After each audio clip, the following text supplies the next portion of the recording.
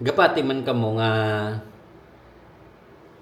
di ba ang i-share ko lang sa inyo gapati kung gapati man kamo nga inabalang ga-post ka sa Facebook sang imo mga personal experience, ga-post ka sa daw gina-share mo lang bala ang imo nga mga first time experience na kadto sa ibang nga lugar, or may ara ka lang din share nga something na, for example nagsulod ka sa restaurant, nagkaon ka, and then may mga tao nga inabalang para sa ila daw toxic bala, or I don't know kung anong meaning di ko paano ko siya i-express, pero ang nabatsagan ko bala sa sa akon mismo nga personal experience bilang naga-post man bala sa Facebook, vlogger man, ga-vlog man ko, hindi man ko vlogger gid nga sikat, siyempre daw lifestyle ko lang na kalingawan ko lang ang pagba-vlog. Ara sa akon nga may YouTube channel ko nga Ayan Arcas Canillas kag ang Facebook account ko. So pero hindi ko niya pag-i-post dito, diri ko niya sa personal another account ko. Sa mga makarelate niya sa akon. May mga bisan mahambal naton nga family mo, mga relatives mo, mga kilala mo, amigo mo, or nabalang nakakilala gid bala sa imo. Gasin lang sila sa imo mga post. So nang iba naman ma-like lang sila. Depende sa ilang mood. Pero in terms of support, they cannot actually hindi mo mabatsagan ang tudtod gid nga support halin sa ila. Tudtod ginaya. Gin-share ko lang ni kay few months actually hindi wala na gid ko ga active gid sa Facebook sang posting personal experience. Ang ako na lang is siyempre may trabaho ko, business naman sa company. So mo na lang ning gina-focusan ko. Bisan gani sa gina-post ko sa mga products, mas maayo pagali ang mga stranger bala nang hindi mo kilala, kag wala nakakilala sa imo. Meron siguro nakakilala sila sa imo through feeds sa Facebook, nakita nila, nagustuhan nila.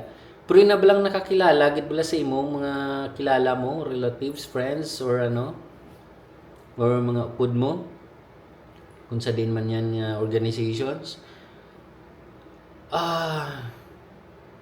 Hindi mo batsagan ang tudtod gid nga support.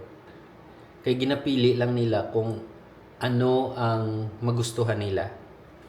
Either i-put down kanila kung may success sa imong life. Ang advice ko na lang, hindi mo na lang gid pag i-post sa Facebook or sa social media. Kaya nga hindi galitanan nga tao nga makilala mo, ma-please mo. Pero actually hindi man sila nga i-post mo para ma-please mo sila. Daw motivation lang ba lang, ma-motivate man sila. Pero mabatsagan mo gid nga kalayo, kag mabatsagan mo nga daw hindi sila nanamian, kag hindi sila happy sa imong achievements sometimes. Tutod lang sa ako, bisan ako no hard feelings why ko man ginaput down ng akong family, pero sa tutod lang ako on ko. Hindi ko mabatsagan ang tutod nga support halin sa ila. Maliban, hindi man tanan, may aragid kayo mga hinablos. May hinablos kaya nga todo support na sila sa ako niya. Pero hindi tanan. Ilisipon lang sa ila nga ga-support. Pero in times nga may kinanglan sila sa imo, so dra sila ma-contact sa imo. Pero sang time nga kinanglan mo ang ilang support, wala sang support halin sa ila. Bisan pero kung may kinanglan sila sa imo, dra madumduman kanila. Muna ako, personal ko lang yung experience. I think, majority, di ba? Majority sa aton, yung mga Pilipino muna. Hindi man tanan, pero may ara agad. Bisan sa mga kakilala naton, di ba? Experience na, di ba? Muna ako, gusto ko mag-share. Damo ko sang pwede, damo ko sang plano mo kung vlog lang gid. Damo ko sang plano tani. Pero gaka-discourage ko sa tutod lang. Kay hindi mo batsagan ng tutuod nga support.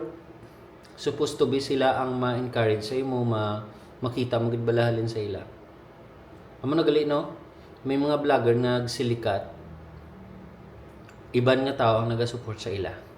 Bisan sa ako makita ko, ang usually gid nga naga-share, naga-comment, naga-like sa mga post ko, hindi ko kilala.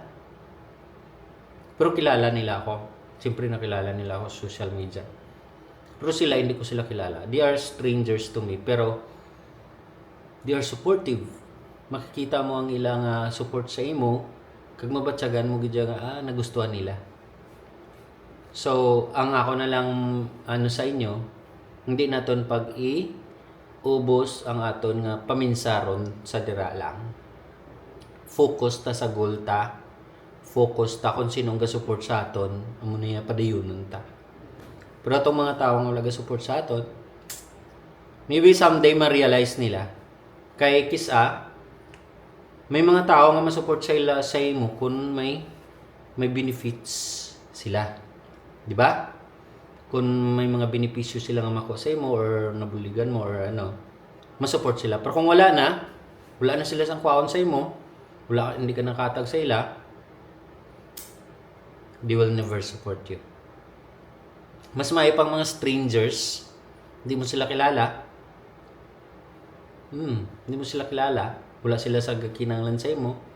Wala ka kabulig sa ila, wala ka kahatag sa ila or ano man support. Pero todo ang support nila sa imo.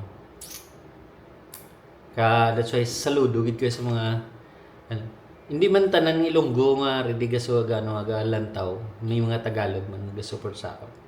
Ako niya ginano ko lang para